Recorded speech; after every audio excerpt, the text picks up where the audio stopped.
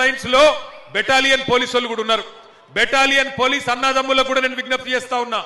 అన్న యాది పెట్టుకోండి, ఎలక్షన్లకు ముందు ఏక్ పోలీస్ అన్నాడు, రాష్ట్రమంతటా ఏక్ పోలీస్ విధానం తీసుకొస్తా అని చెప్పి నమ్మబలికిండు రేవంత్ రెడ్డి గారు. కానీ ఎలక్షన్లు అయిపోగానే మీకు కూడా మోసం చేసిండు. మోసం చేసి మీ కుటుంబ సభ్యులను కొట్టించిండు పోలీసులతో. 30 మందిని సస్పెండ్ చేయించిండు. ఇలా ఎలక్షన్లు ఉన్నాయి కాబట్టి యూసుఫ్ కూడా బెటాలియన్ లో ఉండే పోలీసు వాళ్ళకు మాత్రం సంవత్సరం జీతం బాకీ ఉంటే ఆ పైసలు వేసిండు, మిగతా వాళ్ళకు మాత్రం ఇస్తలేడు. ఇట్లాంటి మనిషిని నమ్ముదామా? మా పోలీస్ అన్నలు కూడా ఆలోచించాలని నేను కోరుతా ఉన్నా.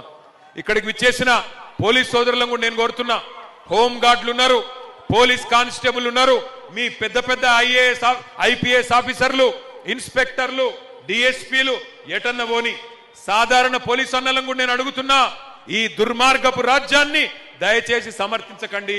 ఈ దుర్మార్గపు ప్రభుత్వాన్ని దయచేసి వారికి అండగా నిలబడకండి. మళ్ళీ కేసీఆర్ ప్రభుత్వం వస్తేనే పోలీస్ అన్నలకు కూడా న్యాయం జరుగుతుంది, గుర్తు పెట్టుకోండి అని చెప్పి నేను విజ్ఞప్తి చేస్తా ఉన్నా.